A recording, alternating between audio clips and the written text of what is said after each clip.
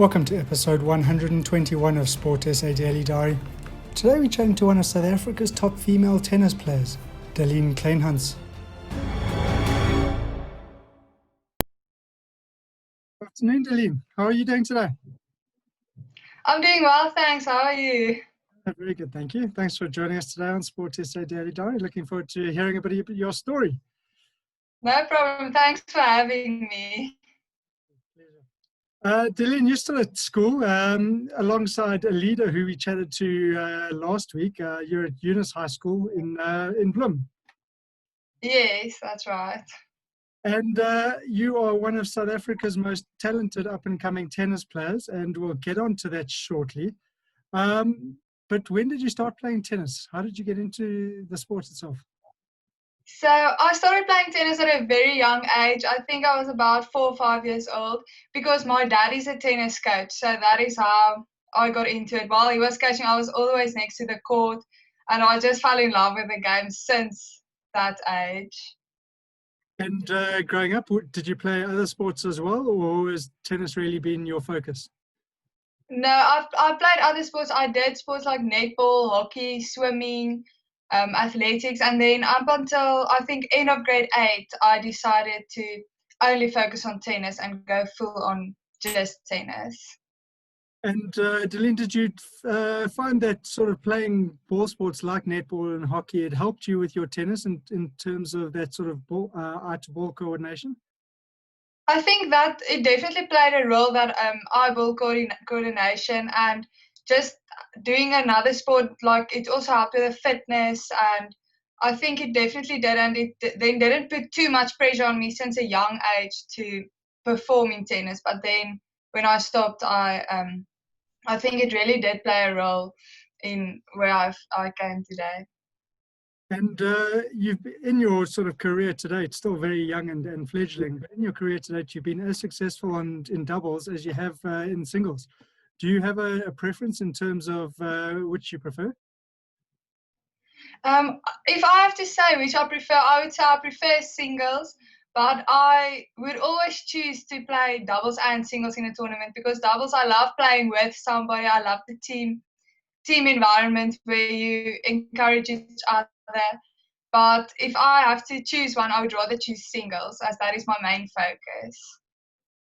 And growing up, obviously, with your dad as being a coach, did you feel pressure to sort of get into tennis and succeed at the sport? No, he never put any pressure on me. It was always, I think the most pressure that came was from myself. My parents and my dad as a coach, he never put too much pressure on me, but I think he had just the right amount of encouragement without making me feel pressurized. So no, I wouldn't say that I had too much pressure from that side. And it was always my choice if I wanted to continue to play tennis very seriously. Like my dad gave my brother the choice as well, but he chose to only play tennis for fun, where I chose to take it very seriously. And Delien, you seem to take your academic studies as seriously as you do your tennis. I believe you're on full academic colours at school. I mean, that's pretty remarkable, seeing you spend a lot of time on the court and having to have your nose in a book as well. Yes, I really do spend time on my academics as well, and the school also supports me with that when I go around tours a lot. And I think the academic pressure is coming from my mom's side because she's a teacher. So I think the balance is there with academics, with my mom being a teacher. And Delien, how do you sort of balance between studying, between training, playing matches, and also sort of having to have a social life? I mean, you're a young lady now, and you've probably got friends that like to go out and go to parties and that kind of thing. I mean, it must be hard to balance it all. Yes, it's very difficult to balance it all. I really try my hardest to get to everything. Like, I have to realize what my priorities are. But I must say, time management is a big thing. And I work every moment I have. And then I must say, I also do have a social life. I'm a very sociable person. So I always make time for that at the side as well. But yes, it's been hard because I've never had a normal life as a teenager because I was always busy touring, busy working hard on my game, and then with that, catching up with academics when I've been away. But somehow, with the help of my family, my teachers, my coaches, I do it, and I also get time to socialize a bit. And I mean, sort of growing up, have you had a tennis player that you've looked up to that either you've modeled your game on or you've thought, okay, jeepers, I wish I could be like her? I wouldn't say that I've modeled my game on somebody, but since I was young, my role model was Caroline Wozniacki. I don't know if it is because she's also blonde and maybe built a bit like me, but I've always loved her game style and the way she plays and the way she acts on court and her enthusiasm. So I've always looked up to her.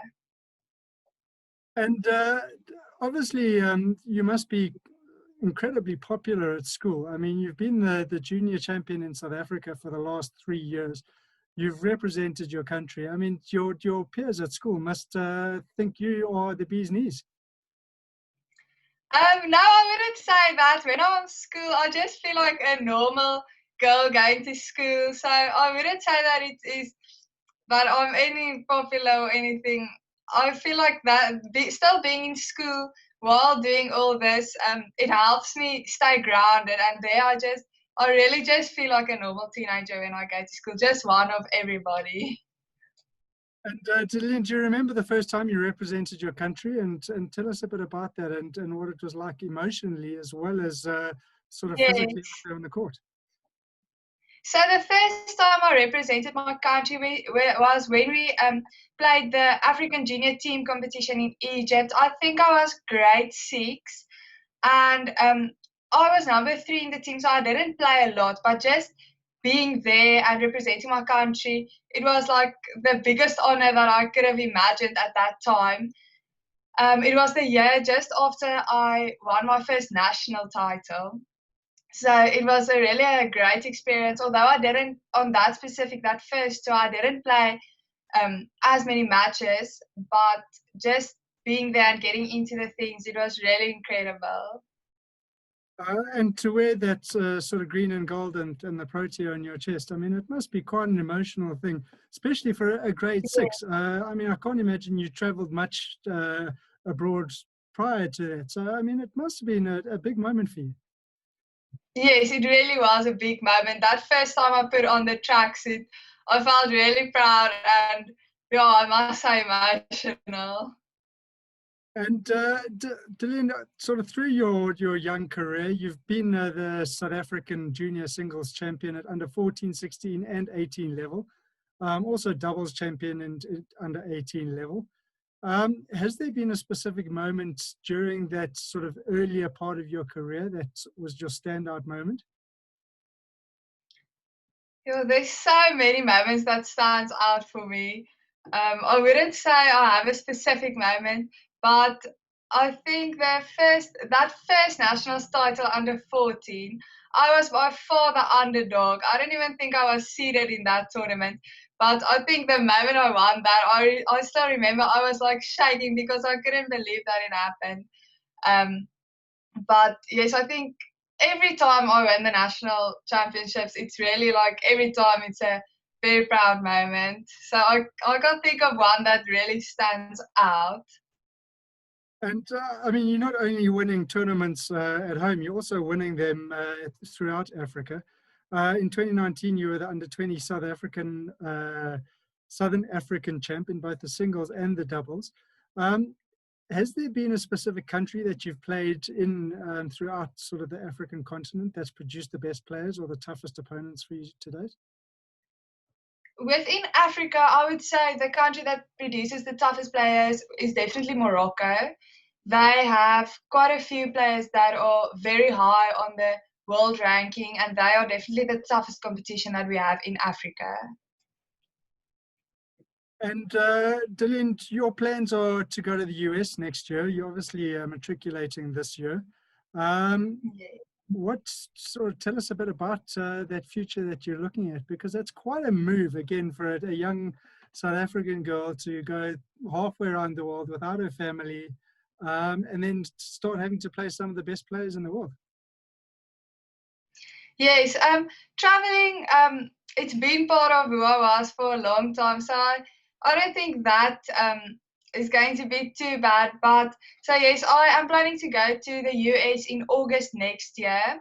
Before that, I would like to play a few professional tournaments up until August if this pandemic will let me. So I haven't chosen a college yet. We are talking to 3 different ones. And as soon as the borders open, I would like to go visit and then make my choice based on that. So I'm very excited to go over to the United States. It's been my dream since I was young. So it feels almost unreal that it's so close now, me going onto the other side of the world. Yes. And with your academics as important to you as your tennis, what are you planning on studying? I'm planning on studying physiotherapy. In the US, they call it physical therapy, but it's basically the same thing. I've always wanted to do that since I can remember. So, yes, that's also a passion. I really want to be a physiotherapist if tennis doesn't work out, but I'm going to study that next year. And Delien, in everyone's career, there's highs and there's lows. In 2017, you had a bit of a low moment where you were involved in a hit and run accident and broke your ankle, and you were out for about 4 months. Tell us a bit about that and what you learned from that in terms of building your career further. I would say the biggest thing that I've learned from that accident is that you must never take anything for granted. Just the ability to play tennis, I definitely took for granted, and it made me appreciate every chance I get to go on tour to play a match, even so much more. And I've really learned patience because it was a very tough 4 months not being able to pick up a racket, not even being able to walk on my leg because I broke my ankle. I'm very grateful and thankful. It could have been much worse as I only injured my ankle then. So I also learned that there's always something to be thankful for, even in such a difficult moment and a very low in my career. And I also learned that I have to keep staying positive because right after that 4 months that I was out, I went to tour for 6 weeks in Africa and it really didn't go well. But I just knew that if I just push through and have discipline, that I'll get there. So I worked very hard on my recovery and I really pushed through. And yes, and then I came back stronger. And obviously the dream is to play professional tennis internationally. Is there a specific player that you would like to play against? I haven't thought about it like that. There's many players my age where I saw them play when I was 14 at World Cup that is doing very well right now. Like one player that I would really want to play against is Marta Kostyuk. She's doing very well on the pro circuit now and we are the same age and I've looked up to her since I was 14. So I must say if there's one player I would like to play against her. She's from Ukraine. Okay. And I'm sure you've been exposed to the different surfaces in terms of tennis with regards the grass and the clay and etc. Do you have a preference in terms of surface that you like to play on, and if so, why? Yes, I would say definitely my favorite surface to play on is hard court because that is what I'm comfortable with. That is what I've grown up with. So because we don't have any other surfaces in South Africa, there's a few clay courts, but not where I live. So I think just the fact that I grew up practicing on hard courts, I definitely do better in hard courts. I think clay also suits my game style. So I also like clay, but definitely hard court is my favorite. And when you do play on the different surfaces, do you have to adjust your game plan, or do you go in with the sort of same thoughts and same plan? No, there's definitely a different game plan when you go onto another surface. Like, for example, yes, you definitely have to adjust. With clay, you can't hit winners easily, so you have to have the mentality to stay in the point for longer and not go for too much. So there's definitely some mind shifts and physical shifts that you have to make when you play on another surface. And Delien, every tennis player has their strengths and has their weaknesses. You look at someone like Kevin Anderson, and obviously his serve is his strength, and it's really got him to where he is now. What is your strength? I would say my serve is also a big strength that I have. And my other strength, people always say that my head is my biggest strength because I have the ability to stay calm under pressure. And another strength would be my consistency. Like I can grind on courts all day and keep hanging in there, and the fighting spirit that I have. So I would say that those are my biggest strengths, and then my forehand is also a weapon. And Delien, I mean, you've had some remarkable happenings through your career. You've been the TSA Junior Player of the Year in 2018 and 19. You've received the board medal at school 4 years consecutively. I mean, you've won titles all over the place and both home and abroad. Again, other than sort of a specific tennis match, has there been a moment in your career that has been the highlight? There's been so many highlights. I can't think of one specific highlight. I must say the first time I won an international title, that was a big highlight in my career. And because I remember that finals, it was a long 3-hour match. And when I finally pulled it through and got that first international title, I felt something that I haven't felt before. And yeah, there's been so many very highs that, yes, I can't think of one specific one now. And South African sort of ladies tennis hasn't really reached the pinnacle that I suppose many think it could. What are your aspirations and dreams for the future? Is it to be top 10, number one in the world? Sort of both from a realistic perspective and from a dream perspective? If I must be very realistic, the level of play that is out there is very high. We can't even slightly compare it to the level that we have in South Africa.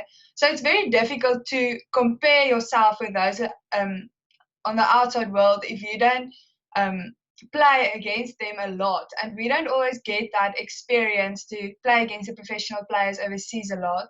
Like in February, I played a professional $25,000 tournament, and I played some of very high players, WTA 200 rankings, and they were very good. So I would say if I have to be realistic and dream, I would say that at the moment my dream is to be top 100 WTA, maybe top 50, if I also must be realistic. And I mean, going to the US, that's your chances are going to be significantly more. Your coaching will be on a different level. I mean, I'm sure it's exceptionally high now, but you'll learn a lot of new skill and tactic, as well as competition for you to play against. So I would imagine your game is going to take quite a step up next year. Yes, I think it will definitely take a step up. There's so much more opportunities to play against tougher players, where in South Africa, we only play against the same players over and over again. So we don't get that exposure. Well, I think if I play in the US against some of those top players, my game will definitely lift. And I think we will also train longer and train against better people in the US. And the coaching is on a different level. So I really also think that I will play my best tennis once I am there. Well, Delien, thanks so much for joining us today on Sport SA Daily Diary. It's been lovely chatting to you and getting to know you a bit. We'll certainly be on the lookout for you, hopefully competing in Wimbledon and the US Open very soon. And Yes. who knows, maybe lifting one of those titles in your green and gold. I hope so. Thanks very much for joining us. Cheers. Thanks for having me. Bye. Be sure not to miss tomorrow's episode of Sport SA Daily Diary. We'll be catching up with a family steeped in tradition of South African life-saving.